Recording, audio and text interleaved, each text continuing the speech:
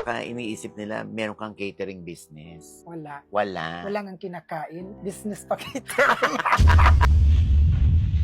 Sa amin, kakapatid walang nakatapos mag-aral. Si Miss Catering, hanggang ano lang naabot. Grade 3 lang. So, asa na ngayon yung kapatid mo? May galit pa rin ako eh. Kung ginagawa ka, kailangan mong irepad-buhin mo rin. Hindi na-open ng nanay mo pag medyo morbid yung joke mo. Kung ano man yung ano ko sa iyo na hindi maganda, masakit dito pero busog naman tayo. Wala akong choice kundi magtrabaho sa construction worker. Sinanay kasi nagtrabaho din siya. Nagkakarga din siya sa truck. Ng Hollow Blocks? Oo. Doon yung pinakamasakit sa akin na part na kita mo yung nanay mo. Totoo ba yung kinuwento mo na yung kuya mo na binugbog yung tatay mo? Oo, dati nag-away silang dalawa. Nagkasabutan, nagbubugan sila. Tapos inapakan yung, alam mo yung GSM na inapakan yung leeg? Yun na yun, namatay na yung tatay ko.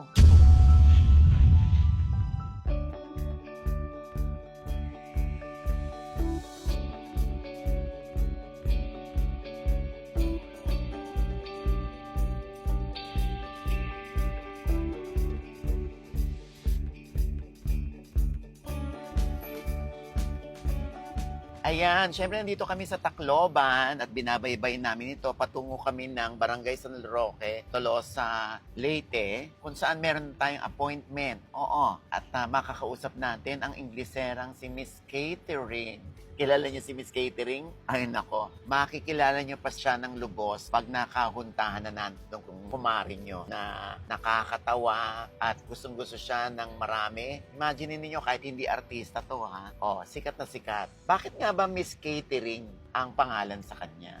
Saan hango yun? At bakit lagi siya nakikipag-usap sa mga afam? May boyfriend na ba siya ngayon? Ano ba tunay niyang pangalan?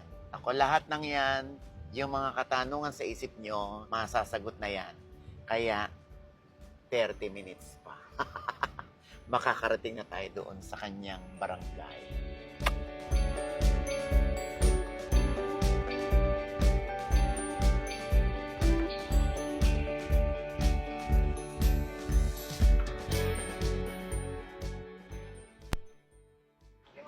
Ano na, Miss Catering? Ayan na, di ba? First time namin magkita ni Miss Catering, pero wala naman talaga siyang catering. Hi! Hi! Hello po.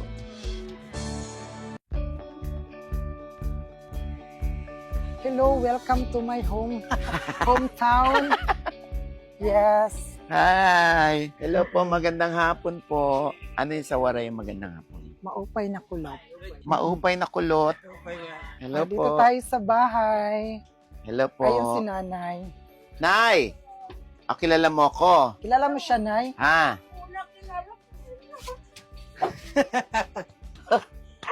Kilala mo siya, nay? Huwag mo amoy ng kilikili ko, Nay. Mabango, mabango. Kumain na. Tinan mo naman. Tinan mo. Nakakatuwa. May langka. Paborito ko yan. Langka yan, di ba? Hindi man durian yun. Langka. Sarap. As in, meron kayong tanim ng langka. Ni-ready niya yan para sa'yo. Kaya pala nauna ng mga langgam. Oo. Andun yung iba sa labas. Yan ang Nakatambay. Ito lang pala siya. Ito yung ano namin, kitchenadal. Kitchen. Mm-mm. Ito.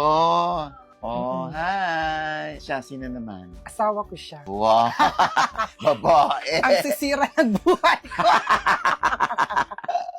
Siyempre, habang dumadayo kami rito, tulad ng aking sinabi, talaga namang personal natin pinuntahan. Ang sikat na sikat ngayon at laging nag-viral kasi dahil sa kanyang mga itinuturong pag-i-Ingles, yung pakikipag-usap sa AFAM, at yung klase ng buhay na meron siya at napaka-unique at hindi niya ikinahihiya. Sino pa nga ba ang aking tinutukoy? Ang Miss Catering or Amor. Yes. So, hello po. Ay, Miss Catering ang kumarin yung expired. Kumarin yung expired. Bakit ba Miss Catering ang bigla mong tinawagan sa sarili mo? Miss Catering kasi nung nag-video ako, nakausap ko yung foreigner, sinabi ko sa kanya na busy ako, I'm catering to my mother because my mother is mild stroke. 2019 yun. Tapos, doon nila akong binansagang Miss Catering. Miss Catering to my mother yung una. Sabi ko, parang haba, ginawa ko lang Miss Catering. Doon nag-start yung program ko. Kasi yung iba na hindi ka kilala, baka iniisip nila meron kang catering business. Wala. Wala. Wala nga kinakain. Business pa kita.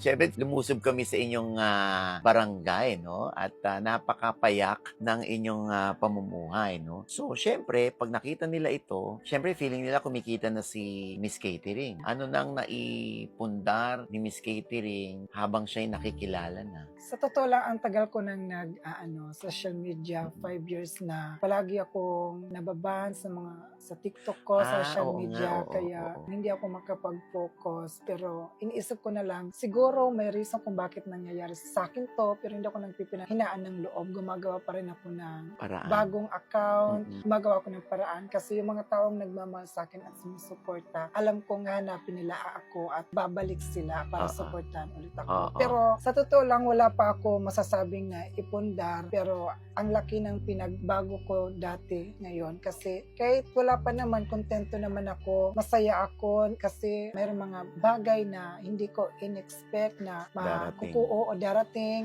Mayroong mga lugar na hindi ko in-expect na mapupuntahan ko. Mm. May mga pagkain na hindi ko in-expect na makakain ng pamilya ko. Oh. Kung dati, hindi kami nakakain 3 times a day, minsan Oo. once a day lang. Nag-aaral ako, pag uwi ko ng bahay, iinom lang ako ng tubig. Walang Tapos, pagkain? wala. Tapos nag-construction pa ako noon, kaya hindi rin ako nakapag-focus mag-aral. Pero kontento lang ako sa buhay ngayon at masaya ako kasama yung pamilya ko. Pero wala pa akong masyadong na iipundar, pero ginagawa ko ang lahat para makapagpundar para sa nanay ko, para matupad ko yung pangarap ko para sa nanay ko. Bakit ganun mo kamahal ang nanay mo? May mga tao kasing mapanghusga. Gusto ko ito pa rin yung pangarap ko para sa kanya. Kasi ang hirap na husgan yung mga pamilya mo, ganun, construction lang, wala pang pinag-aralan. Kaya gusto kong meron kaming sarili naming lupa, bahay, ganun. Yun lang, maayos na wala kaming utang na loob sa ibang tao. Bakit marami bang nangaapi sa inyo? Oo, dati.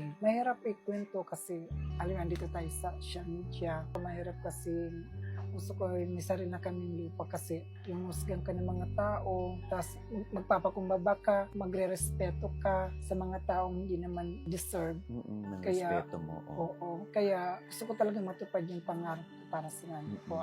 Ano? Mm-mm.